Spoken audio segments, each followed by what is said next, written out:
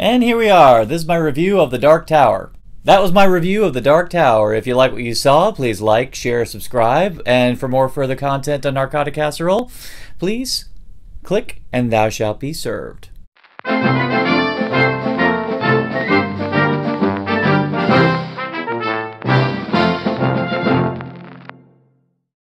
Yeah, what just happened there? That was basically everything that was wrong with The Dark Tower in a nutshell. Dark Tower is the series of novels from Stephen King I openly admit have not read.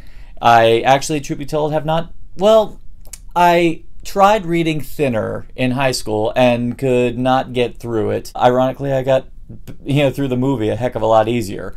I have no beef against Stephen King. Actually, he's done a lot of stuff which I like, so it's definitely not him. This film, I know for a fact, has been long awaited because I know there's a lot of fans of the Dark Tower books.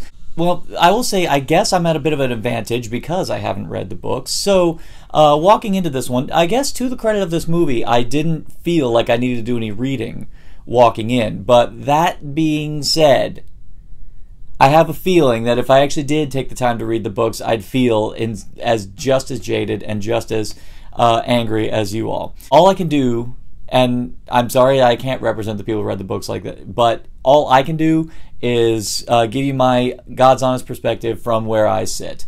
And from where I sit, well, it was a 95-minute movie, and it was definitely to the detriment of it. In order to really kind of hit home where that point matters, I'm going to talk about the good stuff, the stuff that actually did matter in this film. First off, Idris Elba. You know what? I think the heavens would genuinely fall if I ever had anything bad to say about Idris Elba as far as him as a person or even just as an actor. I mean, the day he gives a horrible performance in anything, I genuinely think that's when World War III is going to happen, when North Korea goes crazy and when all that stuff, yeah, that's what would happen. Matthew McConaughey as Walter, I'm calling him Walter because honestly I'm not calling him the Man in Black because that's the Man in Black. Matthew McConaughey, if there's anything to say for the man, he's always been able to deliver on the dramatic weight of whatever role he's given. I thought he was incredible in Interstellar. I have not seen him in Dallas Buyers Club, but, the man apparently earned his gold for a reason. In this film, I wouldn't say his villain character was anything new that blew my mind, but the thing I gotta say that did carry through was the fact that McConaughey looked like he was stoked to be playing this kind of character. And that kind of enthusiasm is infectious, so it did make him a fun villain to want to keep watching. But that's honestly as far as anyone could really genuinely go as far as the way he's portrayed in this film. He's a fun villain, and I think a lot of it comes from Matthew McConaughey and just his natural enthusiasm for the part, as far as I can tell. I wasn't there behind the scenes. I don't know. Maybe he was just really, really trying it on.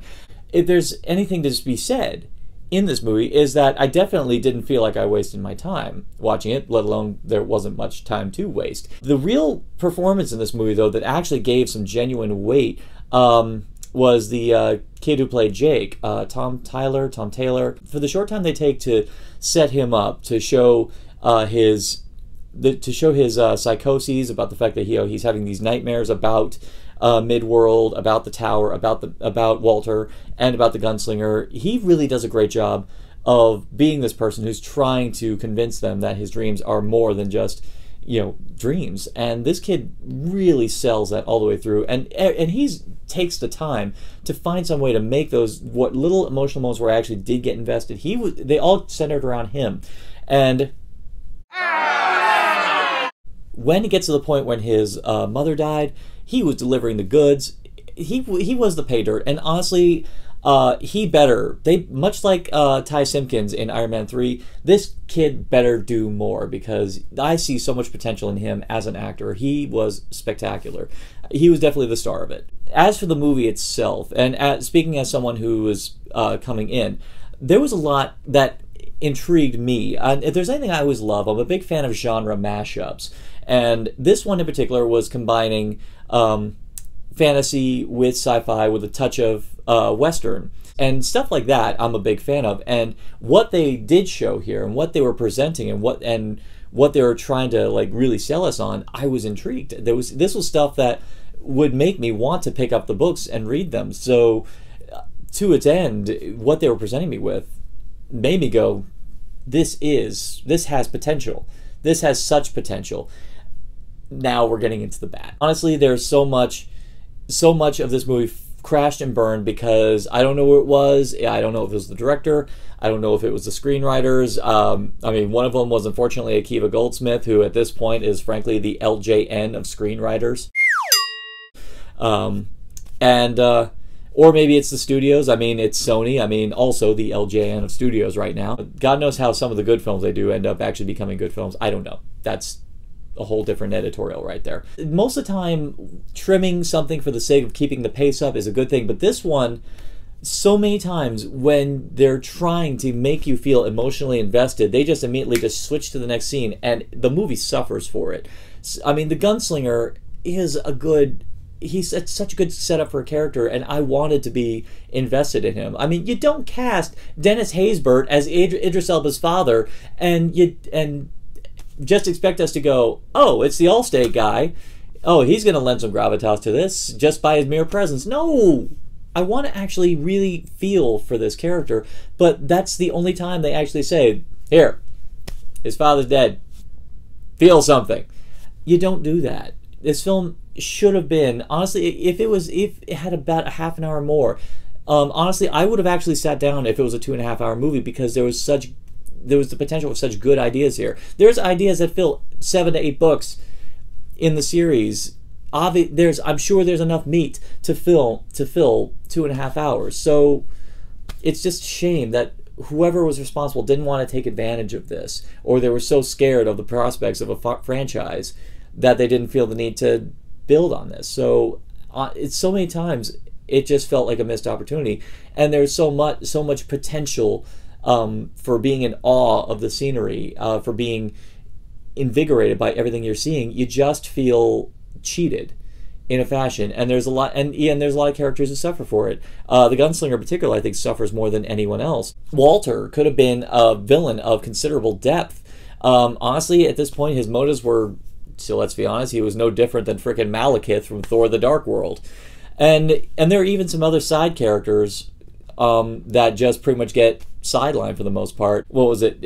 Actually, in the beginning, Jake has a friend who comes in and pretty much info dumps wherever necessary, or just shows that he's a kid who actually does have the capacity to have friends. But he just comes in and just leaves. It was kind of like Denny from The Room, except less perverted and less drug dealing. It's just he came in, just dropped some info whenever it needed to be, and then he disappeared. This kid could have lent something to Jake as a character, but he could have had a character in himself, but nothing. And that's the ultimate caveat of this film. There is just nothing.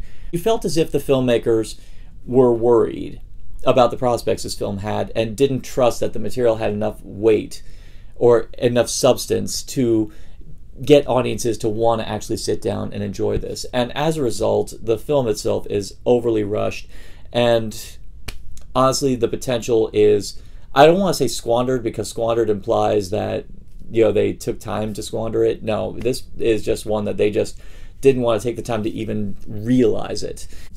Honestly, that's kind of sad. I'd say the best analogy, the best metaphor to say with this film is that it's like a party animal, a mother who wants to get down to have a party, but her child wants to be tucked in and told the story, and she's like, and the end, and then gone.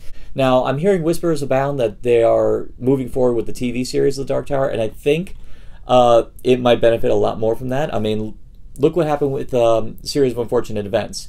I think The Dark Tower will definitely benefit a lot more from a TV series format. So, if it's true, best of luck. But as it is right now, with the movie, well, I'm going to have to give The Dark Tower our Narcotic Casserole rating of...